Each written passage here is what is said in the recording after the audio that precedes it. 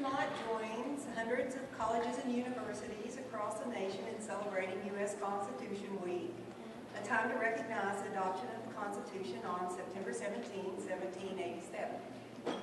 Our speaker today is an associate professor of American history at WVU Tech, born in Fayette County in a coal camp.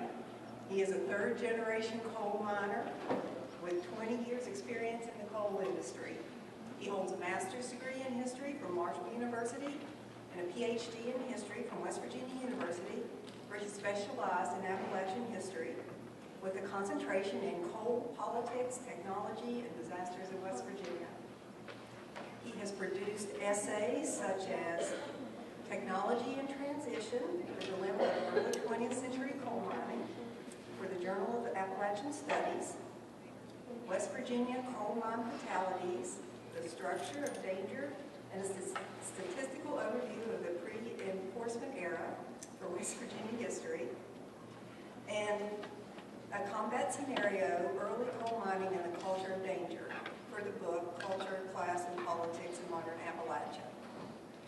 Most recently, his chapter in Blood in the Hills, Violence in Appalachia focused on the American common law and legal concepts that influence violence among coal miners in the early southern West Virginia coal fields. Although he is hesitant to admit it, he is a nationally recognized expert in his specialty area. Following the Upper Big Branch mine disaster in 2010, he was contacted by the Washington Post, was interviewed for the Jim Blair News Hour on PBS, appeared on Talk of the Nation, call-in radio show for Washington, D.C., was interviewed and quoted in a Canadian newspaper, the Globe and Mail, and acted as an advisor for ABC News. He doesn't like to talk about it much, but our speaker is an accomplished musician as well. Throughout the years, he has played guitar with Ambrosia, Firefall, Greg Allman, Taylor Dane, Boss Skaggs, and Michael McDonald, to name a few. Sometimes on tour, some of those tours during long strikes when he was a coal miner, and some tours when he's been a college professor, and sometimes as a session musician with these recordings.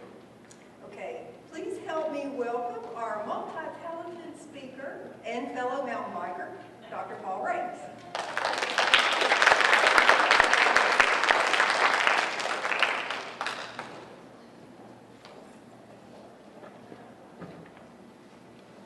Well, Jeannie was very kind.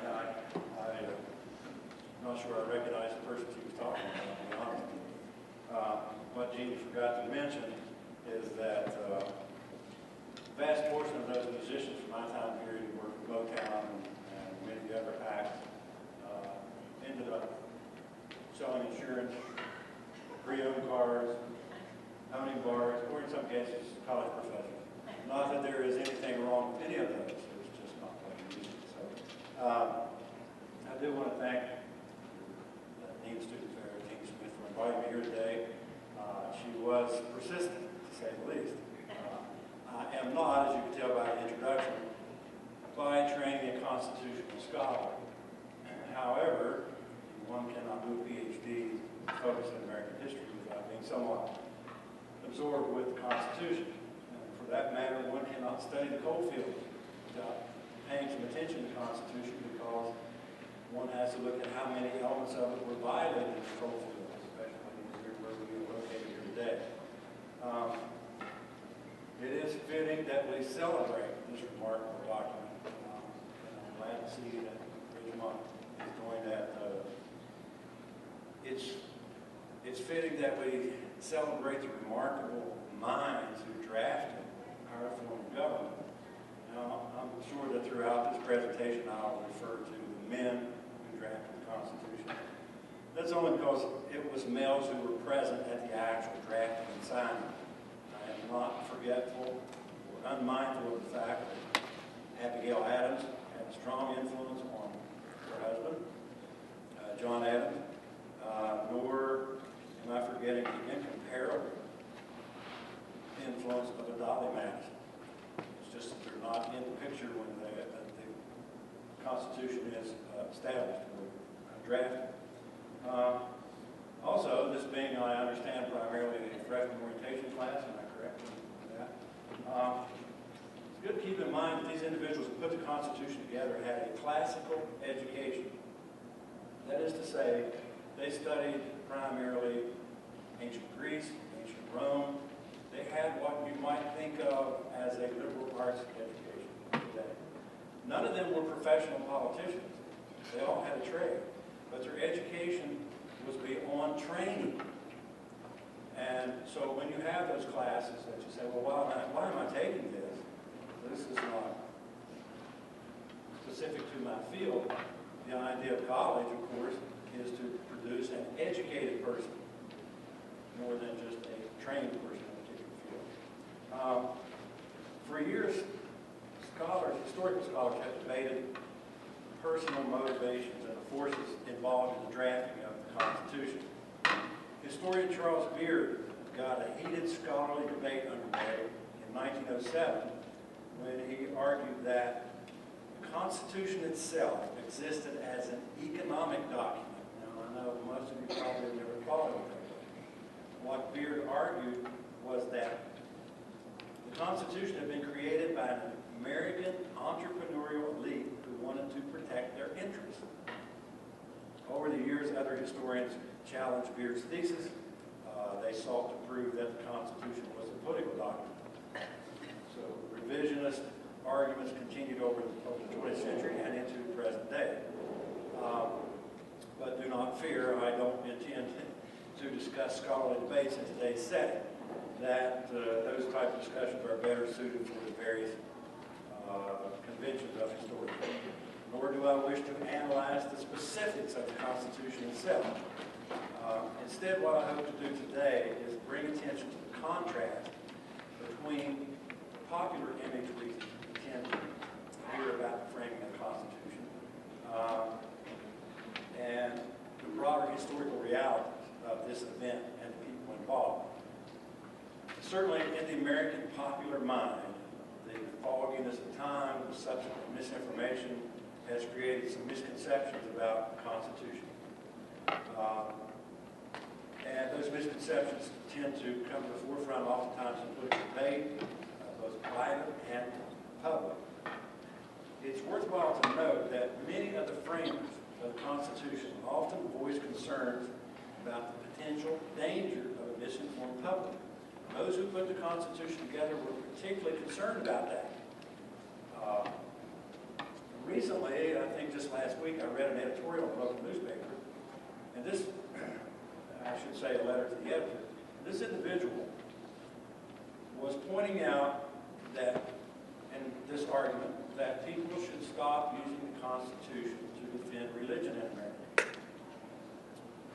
I'm not following on either side of that. However, in the defense of that argument, this person pointed out that Ben Franklin was an agnostic and Thomas Jefferson was a deist. That's all very interesting, but the argument falls apart there because Ben Franklin, although he was at the Constitutional Convention, played a very little part in it, a little more than a figurehead when he bring peace on occasion. And Thomas Jefferson wasn't even there. But people continue to point to Jefferson and talk about the framing of the Constitution. Jefferson was actually in France as representative of the U.S. government at the time.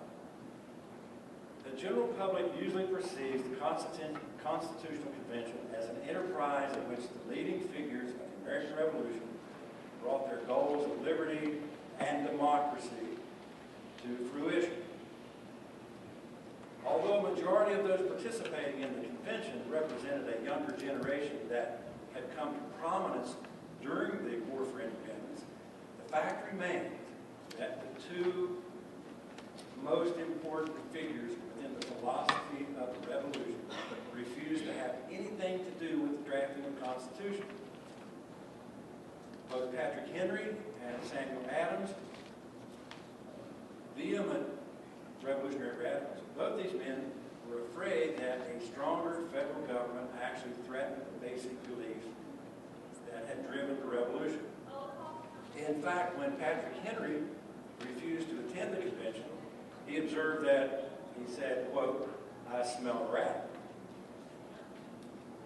Possibly the most enduring myth in this area is the notion of the convention as an assembly of brilliant minds establishing a remarkable government as they all stood together as brothers in purpose singing Kumbaya.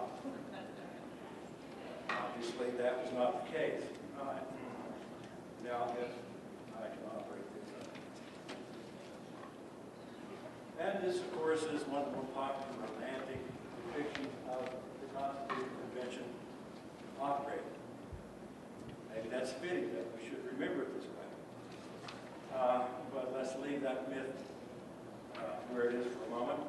Another popular image seems to exist that all these brilliant individuals who designed the Constitution embraced a dedication to a nation based on full democracy. That the framers believed everyone should have a direct voice in government. Sounds good, but it's clouded by that. That conclusion has been clouded by time. The reality has been clouded by time. And third, and often the most irritating aspect when folks point to the Constitution today is the phrase, the Founding Fathers intended. And often a self-proclaimed expert proceeds to convey to us exactly what the framers were thinking at a given point when they drafted the Constitution. But having identified these three misconceptions, perhaps the best approach to challenging certain aspects of these images and then to also identify a lesson for the nation today, I think the best way is to look at some of the realities involved in framing the Constitution. And first, we should look at the situation when the Constitutional Convention comes together. And I ask that you keep these factors in mind as we move toward that closing lesson of the framing of the Constitution. Without doubt, the fledgling United States found itself in serious trouble in 1786, reminding you that the Constitutional Convention began in May of 1787. In reality, at the time, some leaders feared its continued existence might be in doubt, that the country may fall. Under the nation's first governmental system based on the Articles of Confederation, the weak central government, the government operated with the legislature, or the legislative branch, dominant. But it was a legislative branch that did not have the power to force the states to adhere to any policy. Now, while this allayed the fears of possible abuses by a strong executive authority, such as the king, it left most power to state legislatures. It also meant that this weak central government did not have the ability to formulate a unified foreign policy. Within this context, and particularly troublesome, was the inability of the central government to regulate international trade. American merchants found themselves in cutthroat competition with a world market, and in particular in cutthroat competition with British merchants, manufacturers, Dutch, and French, competing for a share of that world market. Domestic commerce at the time, as well as foreign trade, suffered from interstate rivalry. American industry was, for the most part, they were fledgling industries. They were struggling to survive against foreign competition. In both the world and the national marketplace, they're struggling in competition. Available capital is short in the country at the time, which means that investing is problematic because the capital is not there. Not only that, investing was highly risky, and so folks were reluctant to actually invest in manufacturing. Additionally, under the Articles of Confederation, the national government had no power to tax, and Congress found itself forced to accumulate ever larger foreign debt and domestic debt, in particular foreign debt. In fact, by 1785, Congress had accumulated a significant debt problem. As Americans' problems escalated, European foreign powers were watching what was going on with America, and they increasingly felt disdain toward the United States. In essence, the new nation, with its revolutionary ideals, seemed destined to failure in the near future, and most European powers believed that was going to happen. Severely intensifying the problem was the presence of an economic recession, more correctly, a depression. And that recession or depression hit the nation in 1783, and by 1786 it affected the farmer and the lower social economic classes most of all. In the individual states, the debt situation became the most acute in Massachusetts. So as a result, Massachusetts implemented new taxes to pay the debt. But the reality was the majority of citizens simply did not have the resources to meet those governmental demands.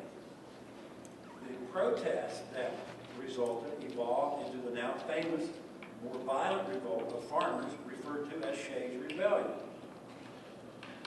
Although the rebellion itself did not directly cause the Constitutional Convention, it did symbolize serious governmental and economic deficiencies within the nation. Most importantly, and exemplified by the fears of Abigail Adams, who was writing to various leaders at the time.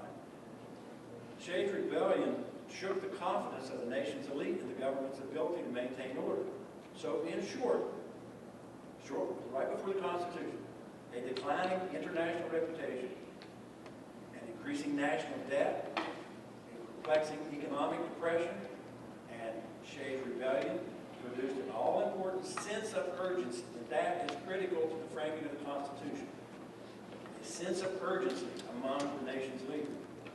Increasingly, it seemed apparent that governmental decision makers had to address these issues before the nation fell apart, which moves us to the convention itself.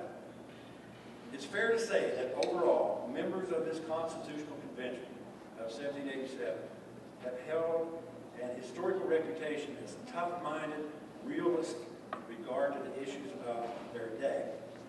However, if you look at the framing of the Constitution, once they arrived in Philadelphia, they actually behaved similar to idealists than they did realists. They're idealists for whom politics is the art of the impossible, because these individuals managed to frame a type of government which history and political theory at the time proved to be not only unprecedented, but impossible. History had demonstrated, political theory had demonstrated it could not be done. Keeping in mind that classical education that I mentioned in the opening, it's easy to realize that their knowledge of Greece and Rome indicated to them that a large, extended republic could not survive for a lengthy period. It might survive for a short while, but not a lengthy period. In fact, the general political theory at the time suggested that extended nations could only continue for a lengthy period of time under one form of government, and that was despotism. Now, despite these elements of their education, they actually established the impossible, at least in theory. Many of the convention participants held to the theory that a republic could only exist over smaller territory. One that they would argue that it had to be a territory that had a similar climate, similar economies, similar morals, similar ethnic group, similar people, which obviously did not describe the early United States. So based on the dominant political theory of the era, the diverse United States seemed an unlikely candidate for successful Republican government. Today we are fortunate that delegates such as especially James Madison and Alexander Hamilton challenged this theory, and they argued successfully that a large republic could exist, and they astutely identified through a lot of work that it was possible. However, keep in mind, in fact, the convention contained men who agreed with Madison's argument for a centrally governed republic, but it also had several members who insisted that such a government could not succeed.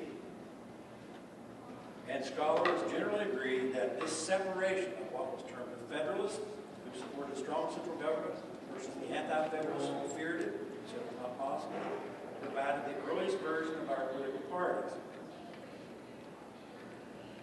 Which moves me to the next subtopic, and I apologize I didn't put them up here. I got lazy. I admit that. That's the need to compromise. The difference of opinion provides a point where the popular myth of like-minded individuals happily and agreeably producing a new form of government, national government, where it kind of falls apart.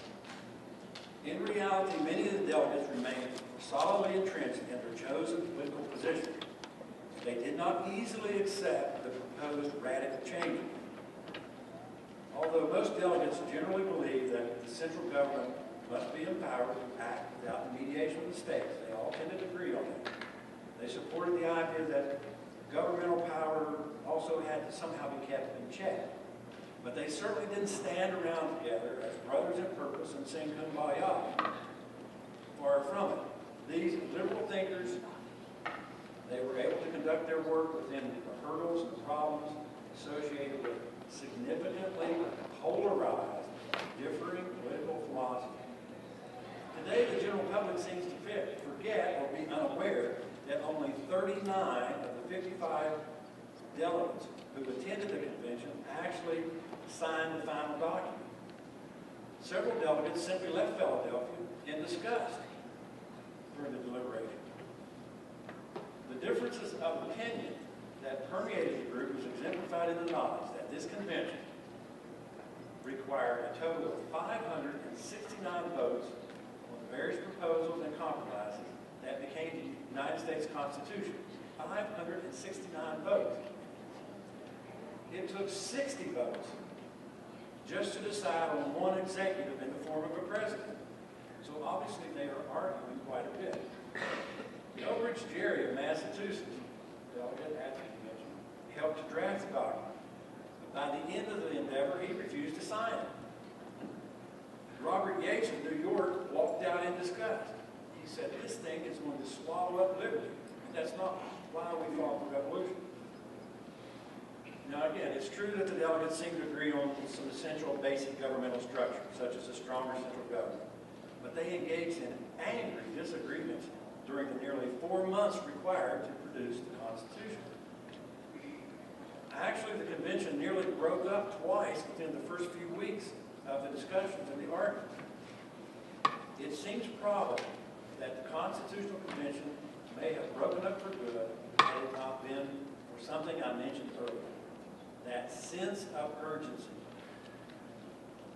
Whenever the debates became deadlocked, speakers arose and they warned of the consequences if this convention should fail. One delegate rose to break a deadlock by pointing out that if no accommodation took place, the Union itself faced disintegration. Elbridge Gerry said, we have to make concessions on both sides. So to these men, urgency translated to the necessity of compromising, of finding a middle ground. Now, although a few scholars have disagreed, it remains reasonably fair to say that our Constitution evolved from a series of compromises. That is, it is a document of compromise. Most Americans with an adequate public education do seem aware of the consensus created by the choice of such things as the bicameral Congress. That was a compromise between the large and small states. And of course, most have heard of the infamous 3/5 compromise. This was put in place to appease Southern fears of the possibility of them becoming a minority voice in the new government, therefore count slaves as 3/5 of a person. Now, certainly some Northern delegates bristled at this 3/5 proposal. But the nation was in a precarious position, and that sense of urgency encouraged them to remain flexible and to work toward a consensus. The other somewhat myth I mentioned was that framers and democracy. It certainly is a point of contention that I mentioned in my opening, and it centers on general comments made today when folks point to the framing of the Constitution and a supposed belief in the concept of full democracy. Certainly, the Constitutional Convention produced a structure in which democracy itself had the potential to grow. However, what seems to have been forgotten, and it's well to keep in mind, that many of those in Philadelphia in 1787 were in particular fear of unchecked democracy. Their classical education much of their experience. It convinced most of them that historically the world's democracies had eventually destroyed themselves. As such, most delegates feared the presence of too much democracy in the new form of government. And they argued vehemently against giving the people a direct voice in the government. During the debates establishing the bicameral national legislature, Roger Sherman of Connecticut observed that, quote, the people should have as little to do with the government as possible. During one debate, Elbridge Gerry again pointed to the, quote, evils that flow from the excess of democracy. This fear of democracy manifested itself in the final compromise of the convention, the election of the president. And I might add that this final compromise resulted in my telephone ringing constantly during the Bush-Gore election in 2000. By about the 10th caller, I started asking, where were you in the 8th grade? Why do you not know how the Electoral College works? That Electoral College was put in place because of that inherent fear of democracy. Everyone at the Constitutional Convention knew it was a foregone conclusion. George Washington would be the first president. That was a given. But they put together a compromise intended to address the future. In a heated debate, which once again pointed to the fear of too much democracy, the delegates compromised on an election plan that centered, of course, on an electoral college. Electors appointed by the state legislature. And they nearly broke up arguing over this compromise as well. Quite simply, the electoral system evolved from an intention to minimize popular influence in the choice of a president. And within a few years, Federalists in particular could point to the bloodshed and the near anarchy of the French Revolution that was, of course, influenced by what happened in America. They could point to all that bloodshed, and they could make the comment that, see, when it comes to democracy, I told you so. Look what's going on over there. Last misconception, so to speak, that I mentioned was the Founding Fathers intended.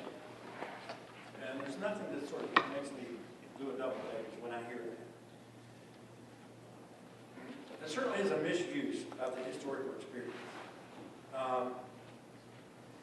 Although there are aspects of the Constitution that leave no doubt as to the original intention, many of the more subtle governmental questions that arise defy any definitive statement as to what the Founding Fathers actually intended.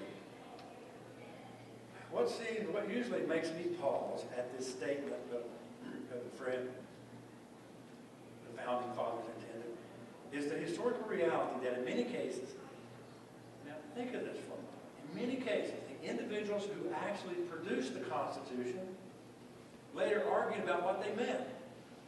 If they didn't know what it meant, how can someone today tell me what it meant? After the new government went into effect, even Madison, who is truly the father of the Constitution, and Alexander Hamilton debated their intentions in some areas. Hamilton, with his sincere desire to establish a powerful federal government, mostly directed by an elite, developed an argument that centered on the principle of loose construction, meaning that the Constitution contained implied power. Others, falling into the category of strict construction of the document, but mine once again, these are the folks that wrote the thing. They polarized into the increasing political party structure. And they insisted that the government held only those powers specifically designated by the language of the Constitution. So once again, quite simply, if many of those who actually produced the document disagreed on their intention, it seems unlikely that someone in 2012 can definitively define to me what the Founding Fathers intended in many areas.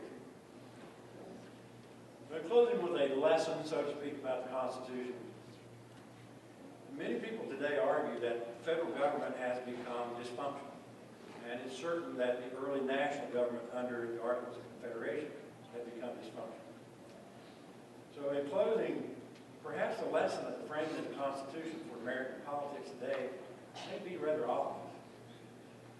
Possibly today's political arena of two sides of the congressional aisle should study the willingness to compromise among the delegates of 1787.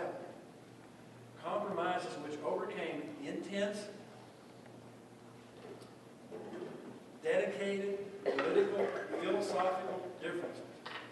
As a reminder, by 1786, America suffered from, I must say it again, a declining international reputation, an out-of-control, growing national debt, a perplexing economic depression, and increasing protests.